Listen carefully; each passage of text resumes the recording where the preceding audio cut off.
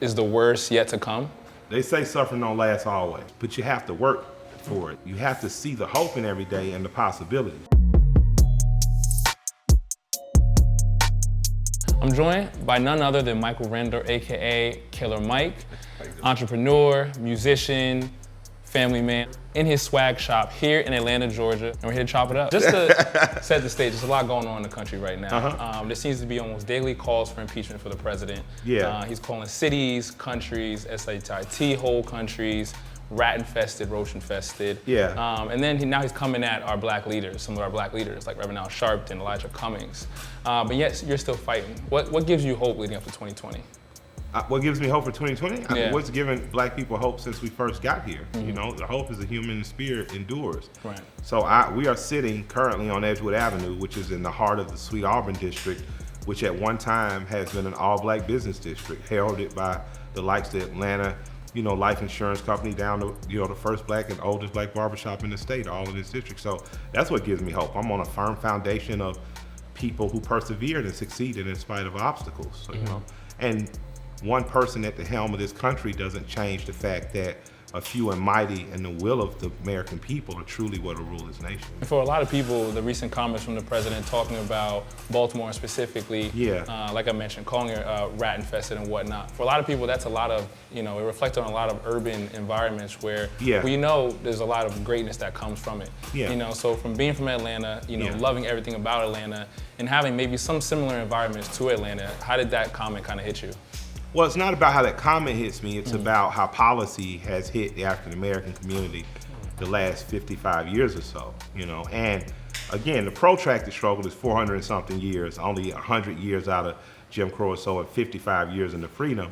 The protracted struggle is we've never gotten a chance to have the equal life that we deserve. We've never been given full rights. We've never been given full opportunity. So for those cities where these things are happening, including sections of Atlanta, my question becomes, how do we change the system to provide opportunity versus arguing over name calling, who's name calling who? Healthcare industry made I know you've been Team Bernie for a number of years now. I am. So what was your thoughts on the debate and how did Bernie do? I thought he did great, and I'll tell you why. I thought there was a lot of great information in that debate, period. And I'm hoping that the Democrats do like the Avenger movie. I hope that everyone uses their superpower to cooperate in the end and defeat the greater opponent. Right. Because if they don't, it's terrible for us, right? So I don't want to sit in my barbershop and argue Yang versus Sanders versus, I think, Ms. Williams. I like to see who's the leader, who stands a chance of winning. Let's get behind that person. Let's get those other ideas, and let's co-opt and let's work together as a union. Because we all serve the same master. So it was actually a moment where Bernie was talking about Medicare for all, and one of the other challenges I wrote the damn bill. It will finally include dental care, hearing aids, and eyeglasses. But you don't know Second of all. You don't know that, Second Bernie. of all. What comes to you in a second, I do know, Congressman? and I wrote the damn bill. Is he going to be able to keep that energy up, you feel like, the entire time? I don't think it's a question of if he's going to be able to keep the energy up, because he still does 2 or 3 miles in the morning and has a great bank shot. The question is, are we prepared for the protracted struggle? We had an opportunity to elect a candidate that could have beat Donald Trump in 2016, and at some point we became disenfranchised and fractured, and we started arguing amongst ourselves, and we did not. So the question for people who are independent thinkers, or people who are Democrats, or people who are democratic socialists, or people who are progressives, or people who are more progressive than progressive, or the progressive that progress to progressives is, can you cooperate? Because if you cannot, then you're going to lose. Can I cooperate and get behind the person with the most likely chance of winning? And the only way you truly beat Magneto is with Professor X.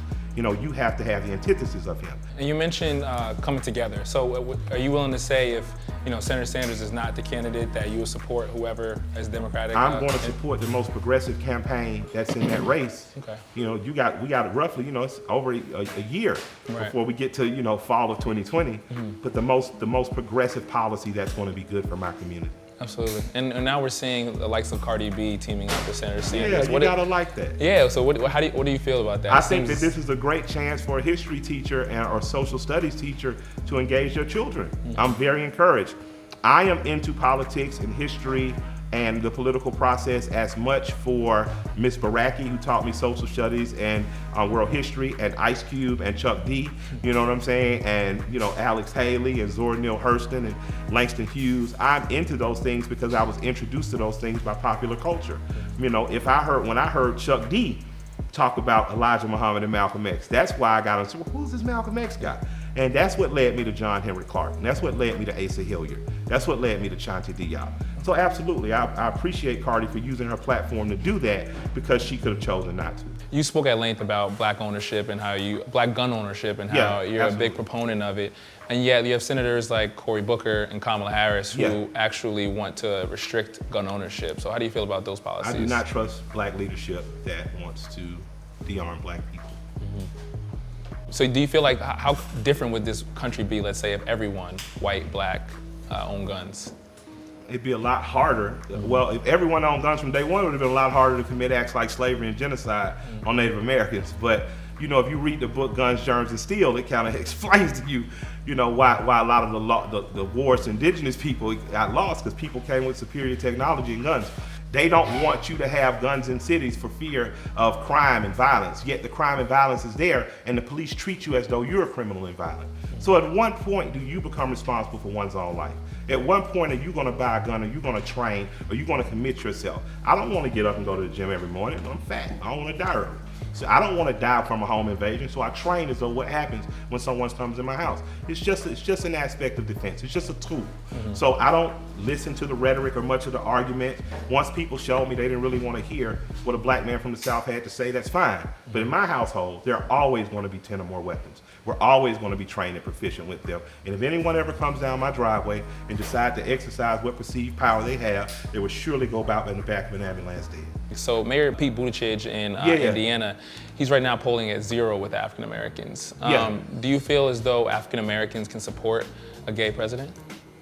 Why wouldn't we? Okay. We supported Little Richard. But he didn't run for president, though.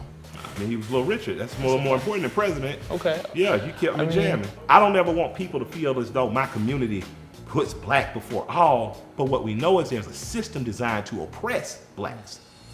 Right. We do know that there's systems designed, whether you're in Africa or America, that keep you on the bottom. You're on the bottom in South Africa in terms of wealth, not in terms of politics, but in terms of who holds the wealth. You're on the bottom in America despite having been the cornerstone, the foundation of this country in terms of wealth. So I know what being black brings me. I don't ever think that we've been against anyone else's rights. And I don't think it's a matter of, are we progressive enough to have a gay president? Absolutely. Absolutely. We will. Is Mayor Pete progressive enough to push reparations? Yeah, I mean, he's having a lot of questions now because there was an officer-involved shooting, and it's questions are about you how progressive enough to hold officers to task? Absolutely. That's what I'm saying. That's what I don't like about New York's mayor. You're progressive enough to do a lot of cool things, but you're not progressive enough to kick ass when we saw a man be murdered on the streets. A year and a half out, what are you looking forward to that the country as we see? The election being over. Okay. So we can stop all the infighting. Americans have been a resilient nation. This has been a resilient nation. I'm from a community where that resilience, we have been the prototype for it. So I think that this country's going to be okay, but I think we have choices. We can move in a very conservative way toward progression. Real progress is amending the 13th Amendment. So all the stuff that the Democrats and Republicans argue over in the middle, it's whatever. Whoever signed whatever, let's get to real progress. In a year and a half, we can be at real progress. We can have pushed the line to the point where even on the compromise, we have progressed this nation, or we cannot. And that's a choice that the people. Huey Newton said that the leadership doesn't decide the course, the vanguard doesn't even. It's the people. What are we going to do?